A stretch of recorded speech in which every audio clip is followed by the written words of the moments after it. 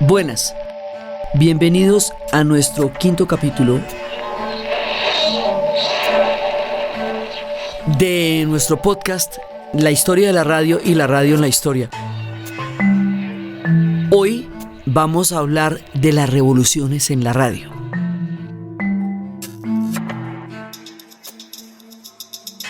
Vamos a continuar hablando de la radio y la revolución. Habíamos estado hablando del rock y de la revolución del transistor. Y dentro del rock se va a dar otra revolución, que es la revolución del soul.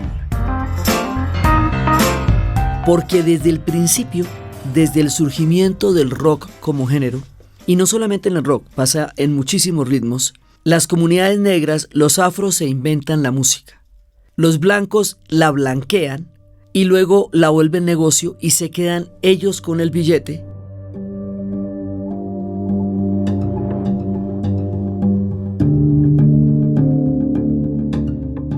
Y con la fama, y resulta que los originales, los verdaderos creadores, siempre quedan de lado. Como eso se ha repetido con todas las músicas y todos los géneros a lo largo de la historia, y en el rock no va a ser una excepción, entonces se va a producir una revolución que va a tener un contenido musical muy importante, y es la del soul. Esto corresponde simultáneamente a un momento en que, pasada la primera etapa de los derechos civiles, de la lucha por los derechos civiles de Martin Luther King para acabar con la segregación en el sur de los Estados Unidos, viene una nueva etapa que la va a protagonizar Stokely Carmichael, que va a decir: sí, está bien que las leyes cambien y todas las leyes injustas de la segregación sean derogadas. Eso hay que hacerlo porque no se puede vivir en un estado segregado como el que era los Estados Unidos, el sur de los Estados Unidos antes del movimiento por los derechos civiles. Ok, pero no es suficiente. Si no cambiamos la idea mental que nos han hecho creer de nosotros mismos, la ley por sí misma no nos va a liberar. Si nos seguimos sintiendo esclavos, esclavizados como nos han hecho sentir, la ley no nos va a liberar. En otra generación, más tarde, Bob Marley diría esto con "Emancípate de la esclavitud mental, solo tú puedes liberar tu mente". Emancipate yourself from mental slavery, only you can free your mind. Entonces Stokely Carmichael decía: hay que generar un sentido de propia valía, hay que construir un sentido de autovaloración, porque hemos llegado a esta sociedad esclavizados y eso nos pone por debajo del punto de llegada de todas las demás comunidades, porque nosotros éramos libres en África. Hay que tener en cuenta que de todas las comunidades que emigraron a los Estados Unidos, las comunidades negras no llegaron allá en busca del sueño americano. Ellos eran libres en África y fueron llevados como esclavos, asesinados y torturados para ser vendidos. Eso les da una perspectiva muy diferente de lo que significa su llegada y su estadía en los Estados Unidos. Entonces, como habíamos contado que decía Malcolm X, nosotros no llegamos en la Pinta, la Niña y la Santa María, sino como esclavos deshidratados para ser vendidos en cadenas. Entonces, eso hace que este nuevo movimiento que está liderando Stokely Carmichael tenga una equivalencia cultural en el deporte con Muhammad Ali y su negativa a ir a pelear a Vietnam y su idea de reforzar el poder negro a través de la excelencia deportiva. I'm not only a fighter, I'm a poet, I'm a prophet, I'm the resurrector, I'm the savior of the boxing world. If it wasn't for me, the game would be dead. A través de ser el mejor boxeador de todos los tiempos, y tiene que ver también con el símbolo del poder negro que hicieron los 3 atletas en las Olimpiadas de México en 1968, cuando ganaron la medalla de oro y plata en atletismo. Tiene que ver en la música con un género que va a representar este empoderamiento de las comunidades afro de ser dueños de su propia historia. El género se conocerá con el nombre del soul.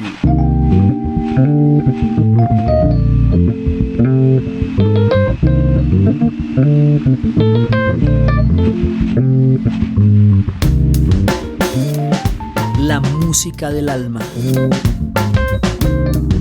Entonces el soul va a ser una constelación de estrellas que se va a armar en disqueras Y una de las disqueras más famosas que se va a convertir en un fenómeno en sí mismo será la Motown, que era una articulación por la ciudad de los motores, Detroit, porque el fenómeno se acuña en Detroit. Detroit era la ciudad del gran surgimiento de la industria automotriz, que fue puntal de la riqueza de Estados Unidos en la posguerra. Entonces se llamaba por eso The Motown. Ellos lo que van a hacer es preparar a los artistas desde pequeñitos y darles toda una educación musical hasta llegar a tener un producto de gran calidad. Y cuando ya ellos estaban listos para hacer algo verdaderamente increíble, entonces empezaban a hacer discos. ¿Cuál es el tema de la Motown? Y que también va a ser el tema de Stax. El tema es que sean las comunidades negras las que controlen las disqueras. Controlando las disqueras, usted puede controlar todo el rumbo de la música. La disquera, la radio,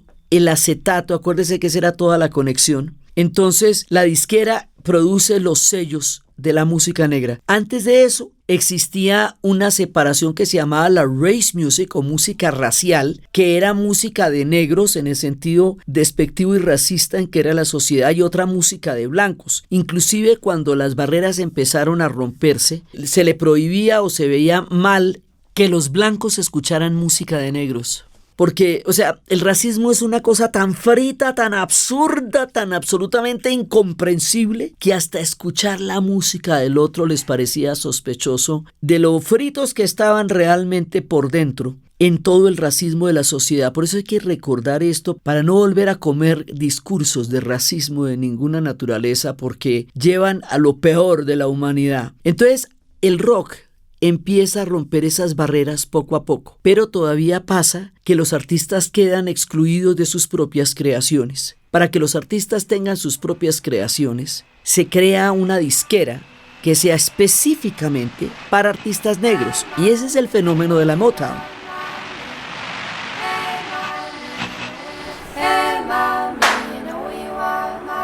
She walked so fast, she walked so fast, she walked so fast. Oh, lady, she don't know how she goes. She walked so fast. Ahora, la Motown tenía un estilo que era como diseñadito, casi como una plantilla, y todo el mundo tenía que estar en ese estilo. Y el que se rebelaba, pues no podía caber dentro de ese patrón. Eso también fue problemático. Y por eso es que Stevie Wonder se abre de ese parche. Pero la Motown va a producir a Diana Ross, a Otis Redding, a Marvin Gaye, a Smokey Robinson, una constelación de estrellas verdaderamente impresionantes. Los Jackson 5 cuando chiquitos, y a Michael Jackson en su primera etapa.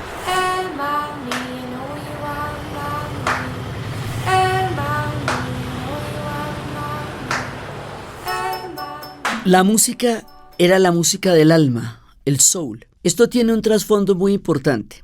Primero, como las comunidades negras fueron llevadas para ser vendidas como mercancías, el capitalismo convierte la esclavitud en una mercancía y le quita a las personas su carácter de seres humanos. Entonces los vendían como piezas. Entonces separaban las familias. Y aparte de separar las familias en ventas de seres humanos por partes distintas, en las plantaciones se usaba mucho que cuando una mujer estaba amamantaba a varios de los bebés de la plantación. Entonces muchos eran hermanos de leche porque eran amamantados por una misma mujer, pero genéticamente cualquiera podía ser hermano de cualquiera, porque lo primero que hacían cuando llegaban era separar a las familias. Entonces este hecho de que ellos pueden ser potencialmente hermanos, tanto de leche como de biológicamente, brothers and sisters, hermanos y hermanas. Esto traducido a nuestro contexto se diría mi sangre. Es una manera de referirse a lo mismo. Entonces aquí hay una hermandad potencial, y hay un alma que es la que se está tratando de mostrar a través de la música. Cuando eran traídos de África, eran desprovistos de todo. Sus dioses, sus nombres, les ponían los nombres de los dueños de las plantaciones a donde habían sido comprados, sus religiones, su cultura, todo les quitaban. Llegaban solamente en cadenas. Entonces, lo único que no se les podía quitar, porque no es quitable, era la música. Entonces, la música Entre otras cosas porque en el mundo africano, las culturas africanas están codificadas musicalmente en su manera de habitar el cosmos. Tienen música para pasar la tarde, para la amistad, para trabajar, para viajar al otro mundo después de la muerte. Todo el universo es musical. Entonces no era algo de lo cual pudiesen desproveerlos. Por eso la música va a permitir la resistencia del alma durante los 300 sangrientos años de esclavitud y los 100 y pico de años de racismo institucional. Y el soul es un momento de liberación. El soul es un momento de empoderamiento. Se produce cuando también se está dando la descolonización en el continente africano. Por eso, la revolución del soul y la rebelión del soul van a llegar a la radio. Y van a llegar a la radio a través de estos grandes artistas. En un momento dado, Ray Charles, a quienes algunos sitúan o no dentro del soul, pero él es el que va a crear, digamos, como el formato, porque él hace la transición de la música del gospel a la música pop, adaptando, del gospel viene todo, pero adaptando, digamos, la rítmica de los cantos religiosos de las iglesias, todos vienen de las iglesias, a la música pop.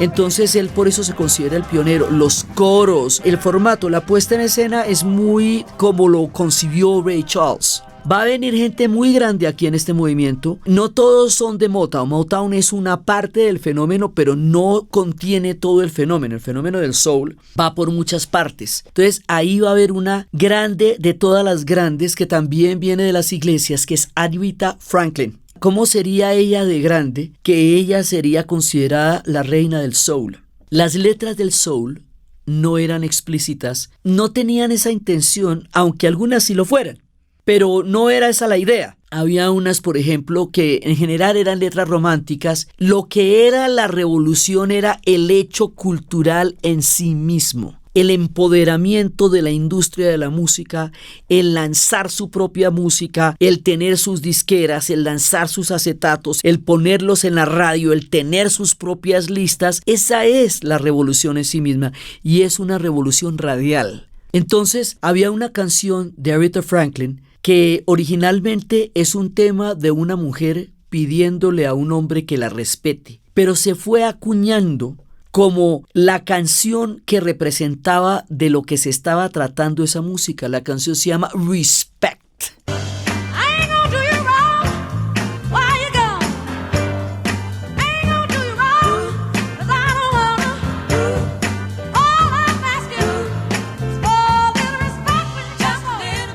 Porque precisamente de eso se trataba el soul, del respeto. Entonces, hay gente que sí es explícita.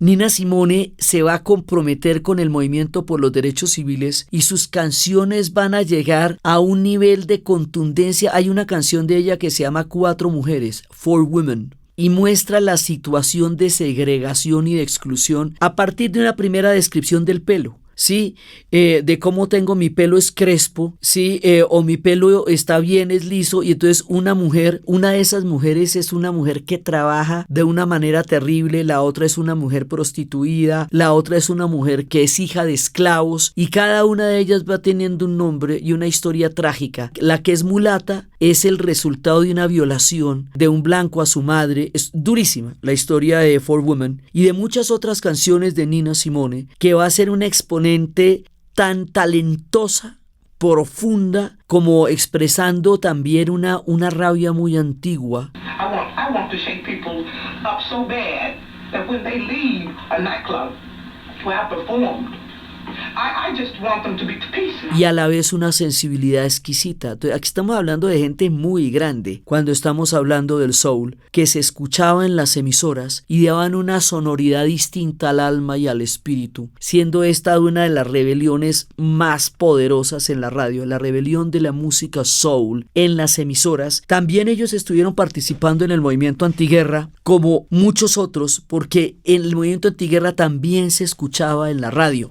Se escuchaba desde Woodstock cuando decían la famosa canción que cantaban 1, 2, 3, ¿por qué estamos peleando? No sé ni me interesa. La siguiente parada es Vietnam. Eso digamos que lo van a cantar en Woodstock y se va a convertir en un himno, pero eso lo hace un blanco, que es Country Joe and the Fish. Pero aquí hay una de Edwin Starr que también fue muy emblemática del momento, que era War, what is it good for? Absolutely nothing. Entonces decían, la guerra, ¿para qué es útil? ¿Para qué sirve? Para absolutamente nada. Porque además ellos tenían muy claro que no solamente la guerra del Vietnam era absurda, era criminal y no tenía ningún sentido, sino que además ni siquiera era la guerra de los negros, porque a ellos ya los habían mandado a pelear en la Primera y en la Segunda Guerra Mundial y las condiciones de discriminación habían sido exactamente las mismas después de su participación en ambas guerras. Así que en esta sí era que no tenían velas en ese entierro, y por eso es que Muhammad Ali se niega a ir a pelear a Vietnam y le quitan el título mundial de los pesos pesados y lo meten a la cárcel, y el hombre se va para la cárcel y luego sale y recupera el título mundial de los pesos pesados y vuelve a ser el ícono del poder negro. Entonces, el poder negro es también un poder radial, es también una rebelión en la radio, y ese es el Black Power. Esa es una de las grandes rebeliones. I don't need a chain of radio stations to influence the answers to my own opinion poll. I just need confirmation. There's a little bit of poetry in my soul.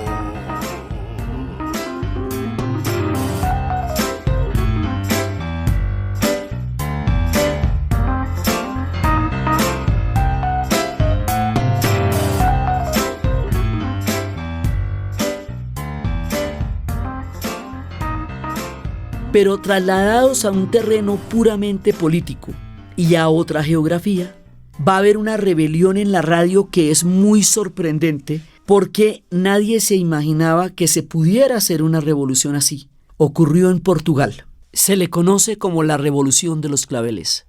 Esta va a ser una de las revoluciones más particulares de la historia. Nadie sabía cómo era que iba a funcionar esto, cómo se estaba cocinando una cosa así. Pero este es un hecho radial. Empieza por una emisión a las 11 de la noche de una canción que se llamaba Y después del adiós. Esa canción, Y después del adiós, era como la primera señal de alerta, así como vimos en el desembarco de Normandía, que había uno de los versos que se decía un día, y a los 3 días el otro verso que indicaba que a las 48 horas iba a empezar el desembarco de Normandía. Aquí pasa lo mismo, son 2 claves. Y después del adiós, todo el mundo listos. Y ya luego, el propio 25 de abril, a las 12, empieza la otra canción que es la que va a quedar en la historia, Grândola Vila Morena. Grândola Vila Morena, terra da fraternidade, o povo é quem mais ordena, dentro de ti a cidade, dentro de ti a cidade, o povo é quem mais ordena. Cuando pasan Grândola Vila Morena, ya en ese momento el ejército se ha tomado las estaciones de radio, los aeropuertos, la alcaldía, o sea, los sitios neurálgicos del país, y ha comenzado la revolución de los claveles. Empieza por la radio. En ese momento el ejército va a tomarse las estaciones de radio, lo primero que van a hacer. Y desde las estaciones de radio empiezan a decirle a la población que se quede en sus casas, que ellos están haciendo, digamos, un golpe de estado para llevar el país a la democracia. Y ahí es cuando viene la famosa anécdota, porque la población salió a apoyarlos. Entonces hay una anécdota en la cual un soldado de esos que se estaba movilizando en el golpe le pidió a una vendedora de flores un cigarrillo. La vendedora de flores no tenía cigarrillo, pero le dio un clavel que ella tenía y él lo puso en la boca del tanque.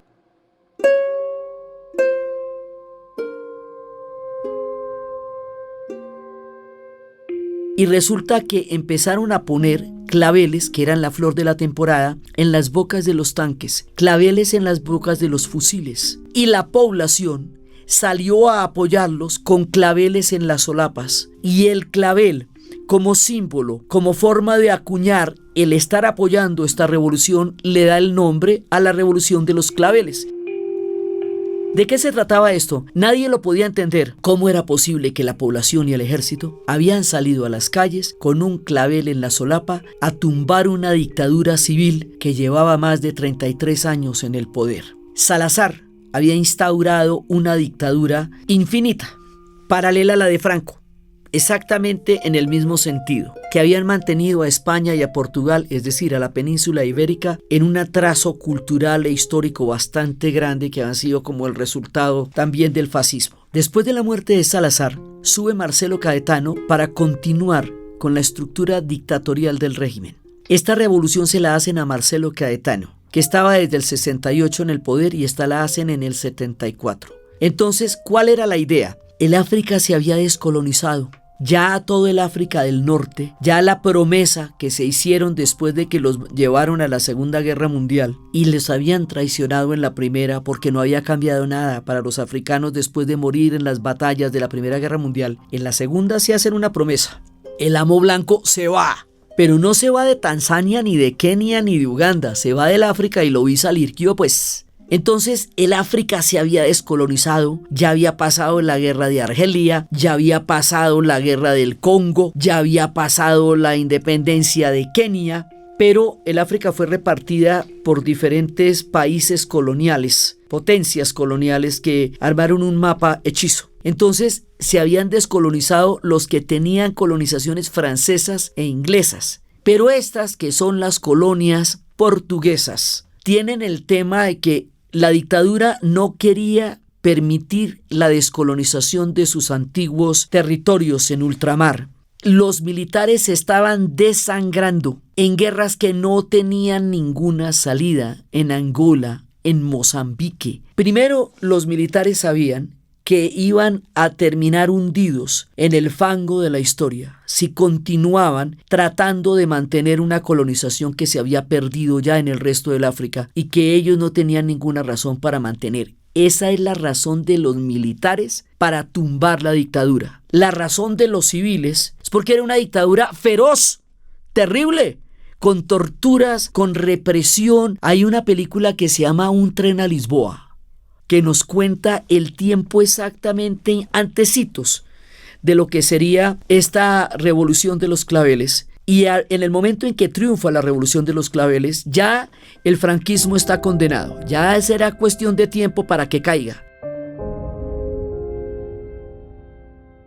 Esta revolución se hizo de manera pacífica, sin derramar una gota de sangre. Sacaron a los presos políticos de las prisiones. El pueblo salió con los claveles, y es totalmente atípica porque son unos coroneles del ejército destronando una dictadura civil para llevar la democracia que por la vía de esta revolución llegó a Portugal.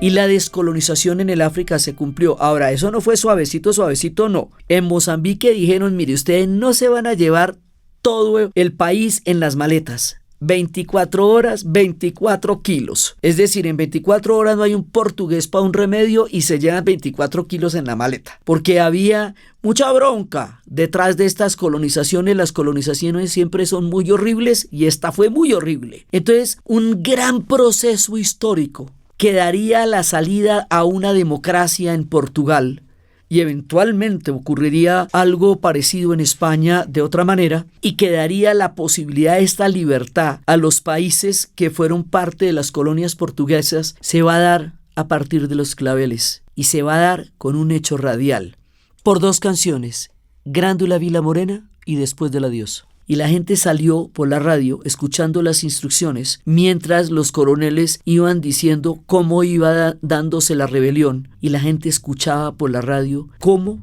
se desenvolvía uno de los capítulos más importantes de la historia reciente de Portugal.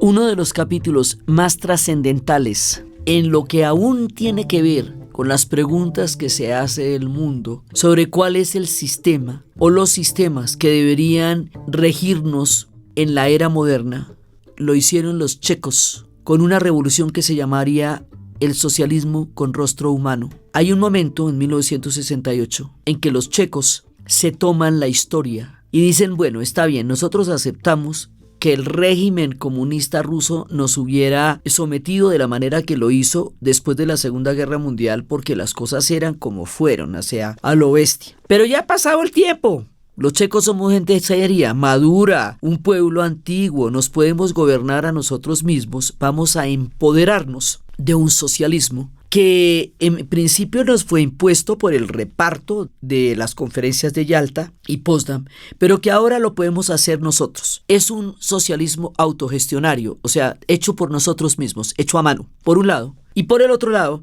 nos parece falsa la dicotomía de que uno o piensa y tiene la libertad de expresar todo lo que quiere, pero también la libertad de morirse de hambre, como en el capitalismo, o tiene todo cubierto, salud, vivienda, educación y todo, pero no puede expresarse ni puede pensar con libertad. No tiene por qué tenerse que escoger una cosa a la otra, o sea, o pienso o como, ¿no? Es que yo debo poder comer y pensar y hablar lo que pienso con el estómago llenito. Es una dicotomía falsa, la del capitalismo-comunismo, la que nos están obligando a escoger.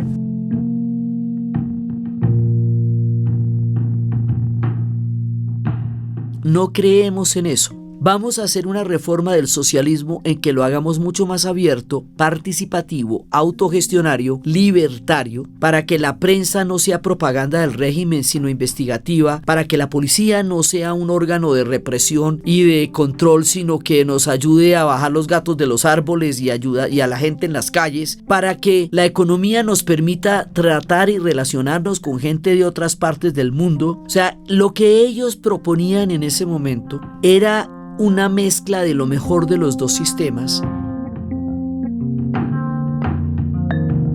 y no una ruptura entre el comunismo y el capitalismo como fue tan tajante durante toda la época de la Guerra Fría. Ellos estaban detrás de la cortina de hierro, eran la Europa del Este y querían formar parte del mundo, del suyo y desde el resto. Esto era una propuesta humanista que hizo Alexander Dubček, que era el hombre de la primavera. Se le conoció con el nombre de la primavera de Praga. Y es en un momento en que cada uno de los discursos de Occidente se va a ver confrontado con su propia práctica. Entonces los checos empiezan a hacer una revolución autogestionaria, arreglar las calles de una de las ciudades más hermosas del planeta Tierra, que es Praga. Eso es de una belleza que uno no se puede imaginar, poniéndola bonita para que luzca. Empezaron a hacerse cargo de sus propias organizaciones, empezaron a crear un socialismo humanitario, por eso se llamaba un socialismo con rostro humano. Pero como esto es en tiempos de la Guerra Fría, y la Unión Soviética cuidaba sus intereses a través de invasiones, así como los Estados Unidos cuidaban los suyos a través de golpes de Estado, porque la Guerra Fría eran tiempos autoritarios en cualquiera de los dos sentidos, la Unión Soviética no va a permitir que los checoslovacos, en esa época la República Checa y la República Eslovaca eran un solo país, que se llamaba Checoslovaquia. Después de que caiga el muro de Berlín y la cortina de hierro se van a separar, y van a ser unos checos y otros eslovacos, se van a separar divinamente, se van a mandar picos y simplemente hacen una frontera en la mitad, sin rollo, pero aquí todavía son checoslovacos. Entonces la Unión Soviética les manda los tanques para reprimir este experimento humanista que estaban haciendo. Los húngaros, que ya habían sufrido lo suyo y que les habían pasado los tanques de la manera más terrible, llama a un oficial húngaro anónimamente y les dice: las tropas del Pacto de Varsovia van camino a Checoslovaquia. Y ellos saben que todo habrá terminado, entonces empiezan a poner grafitis. Moscú, 1200 kilómetros de Praga. Lenin, despierta. Todos se han vuelto locos. Este era un experimento de socialistas por el socialismo para el socialismo. Pero la Unión Soviética no estaba para experimentos en esa época y les mete los tanques. Ellos saben que no pueden oponerse físicamente porque les pasan los tanques por encima. Se los habían pasado a los húngaros. Ellos saben eso. Entonces hacen una resistencia poética a través de los grafitis, a través de la poesía y Dubček les dice que cuando se encuentren todos en la plaza de San Wenceslao y se oiga en ese momento el himno nacional, todo habrá terminado. Esto fue en 1968. Estamos en este momento cumpliendo también en este año, en el momento en que estamos haciendo este podcast, 50 años de la primavera de Praga, que se cumplen en este aniversario de los años 8.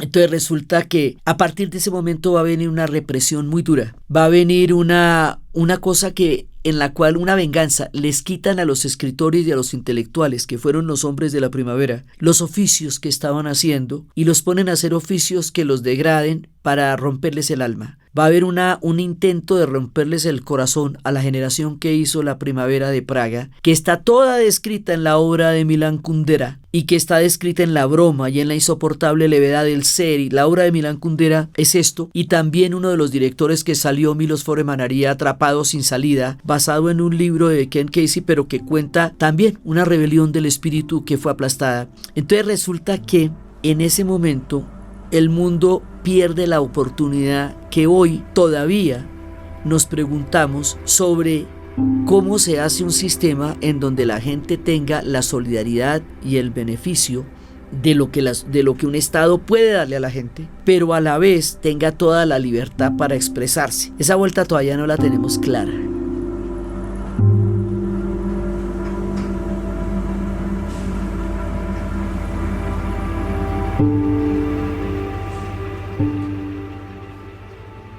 Entonces, más adelante, los soviéticos aplastaron la primavera, y la aplastaron de una manera durísima. 25 años después, con la caída del muro de Berlín, con la caída de Europa del Este, cuando se dio una revolución totalmente pacífica, mostrando las llaves de los carros en el centro de la plaza de San Wenceslao, diciendo que era hora de irse a los soviéticos, era hora de irse, rememorando la tumba de aquellos dos mártires, Jan Polak, que se quemaron vivos un año después de que la represión había acabado con la primavera como protesta y se volvieron el símbolo fundamental de la primavera de Praga. Se volvieron a encontrar en la plaza de San Wenceslao. Gorbachov había empezado todas las reformas de la Unión Soviética, la perestroika y el glasnost. Y como ironía total, de una manera que uno no se imagina, llega y dice Alexander Dubček, el hombre de la primavera, que esa mañana Mikhail Gorbachov había dicho por la radio que la perestroika era el socialismo con rostro humano. Quiere decir que ellos tenían la razón, que la historia les reconocía la razón, que los soviéticos les daban la razón, que una generación después en la cárcel tenían toda la razón en lo que se plantearon y que el mundo perdió la oportunidad de entender esas preguntas en su momento, porque para la época en que Gorbachov intenta hacer las reformas ya es tarde, está demasiado desgastado el sistema y económicamente ya no aguanta. El tiempo y la hora era la primavera de Praga, el tiempo y el momento era ahí, en 1968, y es por la radio que la historia, irónica y dramáticamente, les dará la razón.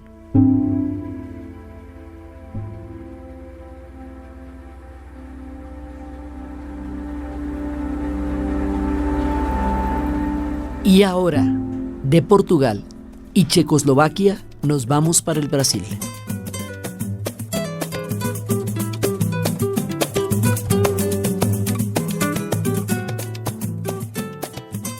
Resulta que hay un cambio en la doctrina de los Estados Unidos hacia América Latina.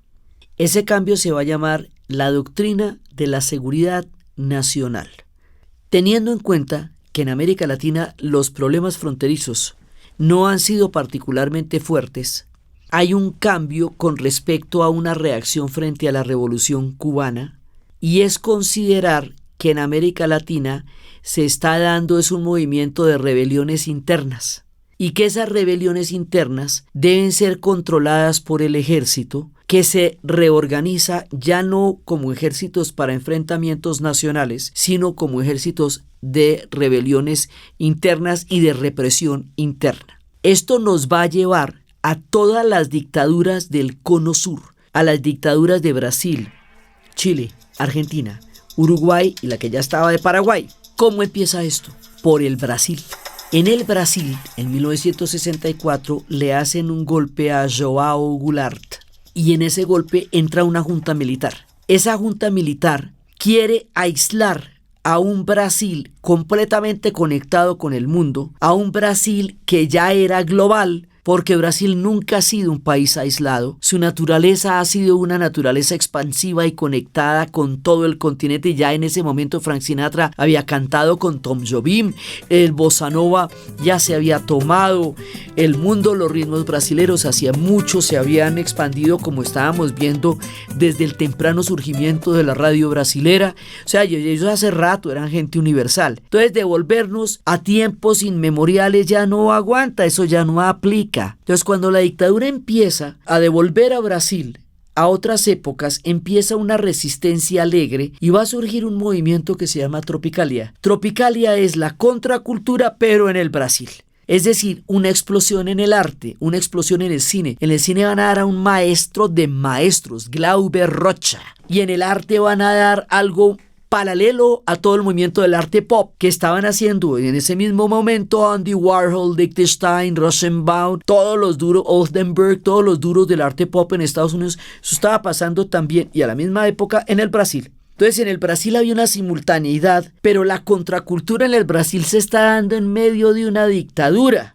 Esa es la diferencia. Entonces en ese momento hay una resistencia alegre, una resistencia bacana, como cheveriada, ¿sí? Entonces, esto lo van haciendo de una manera maravillosita y contenta, y Elio Oiticica realiza una instalación llamada Tropicalia, que es colocando una serie de pendones en capas de arena rodeados de plantas tropicales, de envases plásticos, de guacamayas encadenadas, como mostrando un pueblo que está empezando a ser encadenado por una dictadura, y es por ese ambiente al que llama Tropicalia que se toma el origen del movimiento. Entonces el movimiento tiene una primera etapa, y es esta que les digo, y aquí todo es bacaneado y chéverito y alegre, pero para 1969 la dictadura se va a endurecer. Eso ellos lo llaman los años do chumbo, es decir, los años del plomo, porque ya van a empezar las torturas y va a empezar la represión en serio,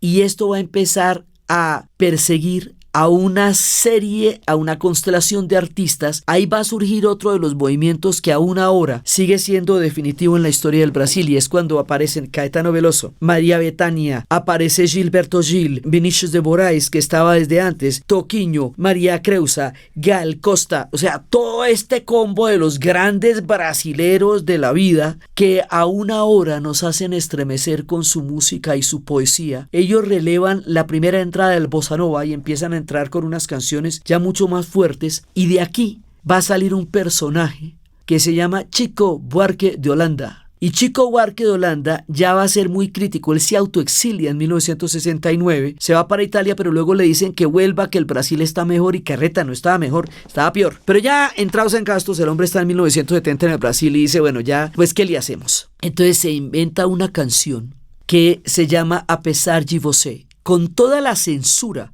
que había en la radio. Cuando hablamos de censura, estamos hablando de cómo no pasaban las canciones, desde cómo no pasaban las canciones en las emisoras, a cómo llegaban y destruían los discos, las matrices de acetatos de los discos para que no pudieran sonar, que eso sí le pasó a Piero en Argentina, como vamos a ver más adelante en nuestro siguiente capítulo, o como le pasaba también a Sixto Rodríguez en Sudáfrica. O sea, destruían las patrones. Entonces, aquí él compone una canción que yo no sé por qué, incluso a él mismo le sorprendió, logra pasar por la censura y los censores no se la pillan, que es una canción contra el régimen. La canción es A pesar de usted, y dice que a pesar de usted va a haber otro día. A pesar de você, amanhã há de ser outro dia.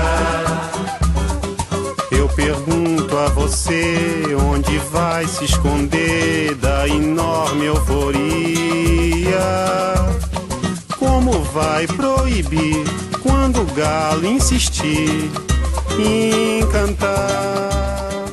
Entonces dice que ellos no pueden contener ni la alegría, ni la euforia, ni la gana de la gente de amarse, ni la sed de vivir, ni las ganas de vivir que ellos tienen. No lo pueden contener porque eso no es contenible. A pesar de você, a pesar de usted, mañana va a ser otro día. Y yo no sé, como dicen, ni el mismo Chico Buarque no lo sabe, se les pasó. Y empieza la canción a sonar por la radio, pero la gente sí se la pilla de una. Y se dan cuenta que es una canción contra el régimen que está sonando por la radio. Para el momento en que la dictadura se pellizca, para el momento en que la dictadura la quita, ya es el himno contra la dictadura en el Brasil. Ya todo el mundo lo canta, ya todo el mundo lo repite y se vuelve una canción completamente icónica de resistencia en la radio brasilera, a pesar de você, de Chico Buarque. Él tiene muchas, hay otra que es una de Querido Amigo. Esa es sabrosita, bacaneada, que dice: querido amigo, te escribo para darte noticias frescas, para contarte cómo estamos. Aquí todo el mundo sigue jugando fútbol, bailando samba, escuchando rock and roll, pero te quiero decir que aquí la cosa está negra. O sea, empieza a contarle cómo, a pesar de que todo el mundo sigue en la, digamos, en la alegría de la vida brasilera, hay una dictadura. Y hay una dictadura tenaz. Le dice, pero aquí la cosa está negra. Entonces Chico Buarque va a enfilar las baterías por la radio y por la música, a cantarle literalmente las verdades a la dictadura de lo que está haciendo con su propia gente. Y por eso se va a volver un hombre tan importante en la memoria musical e histórica de los brasileros. Memoria que hoy es más importante que nunca, porque es por no acordarse de todas estas cosas que les dio por elegir a Bolsonaro, que es un personaje que apoya los métodos y los propósitos de esta dictadura, de la cual le tocó al Brasil tanto tiempo salir adelante para además llegar a tener elecciones, democracia. Esa fue una vuelta larga de unas 2 generaciones, pero eso fue un golpe de Estado y fue una política desde Washington. Esto es una estupidez colectiva. Ya verán ellos cómo salen de ese enredo en el que se metieron por la falta de una memoria que le haga recordar a un pueblo que vivió una dictadura y que fue una dictadura feroz y que fue la pionera de todas las demás dictaduras que existirían en el cono sur y que produciría una tragedia muy grande en nuestro continente, pues a pesar de você.